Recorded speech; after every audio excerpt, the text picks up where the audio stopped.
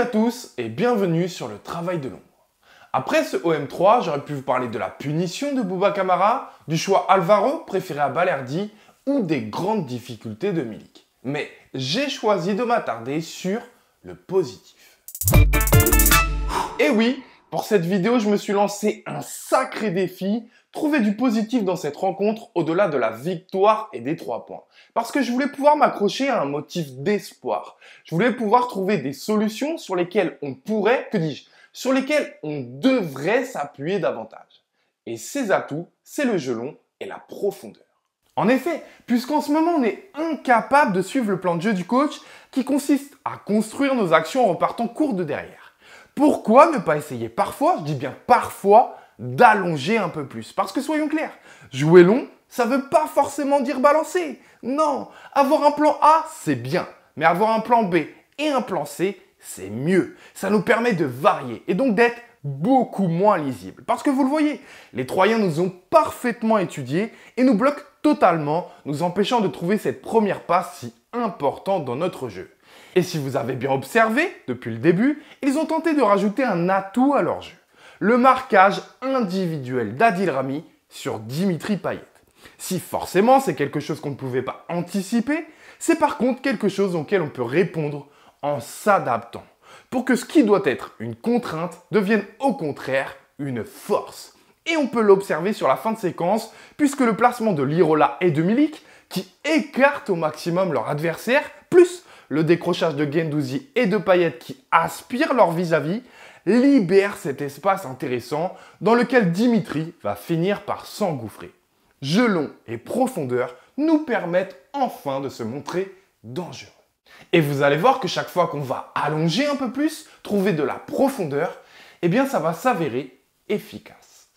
Ici, vous voyez que ce soit Guendouzi, Rongier, Lirola ou Payet, tous demandent le ballon dans les pieds. Et on se retrouve donc avec des lignes très resserrées et peu d'espace pour parvenir à combiner comme on le souhaite. Ce qui devient donc intéressant là, c'est de basculer dans ce fameux plan B. Le jeu long et la profondeur pour utiliser l'espace qui se crée dans le dos de la défense. Et notamment cette zone dans laquelle Milik va plonger. Une zone créée en partie grâce à Payet, ultra surveillée, qui aspire son défenseur. Autre séquence, presque une vingtaine de minutes plus tard, et pourtant exactement les mêmes constats et la même analyse.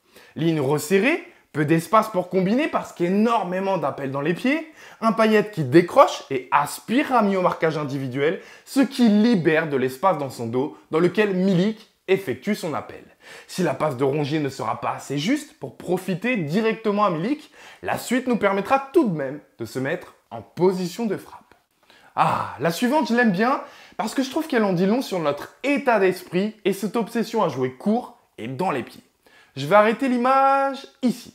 On retrouve un Rami collé au basque de Payet et qui donc force la défense troyenne à se positionner comme une défense à 3 très écartée.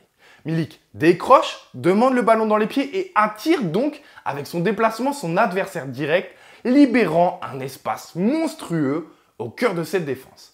Guendouzi va plutôt bien lire cette situation et se projeter en profondeur. Mais devinez quelle option va privilégier Rongier. Et oui, le jeu dans les pieds vers Milik et non la passe en profondeur vers Guendouzi. Une passe qu'il va d'ailleurs complètement rater et qui va nous mettre en danger. Comme quoi le jeu court et dans les pieds n'est pas toujours synonyme de bon choix et de sécurité.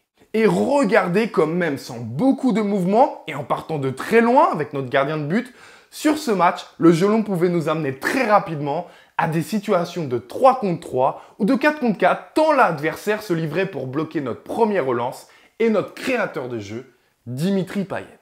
Alors après avoir vu ça maintenant, qui peut me dire que la construction de l'énorme action de Milik est due au hasard?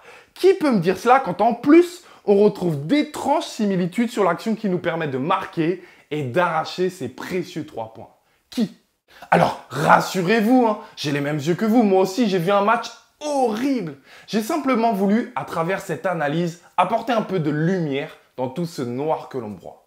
Si seulement cette rencontre pouvait nous permettre d'ouvrir les yeux quant à la nécessité d'adapter et de varier davantage notre jeu. Voilà, je vous dis à très vite sur le travail de l'ombre et allez l'OM.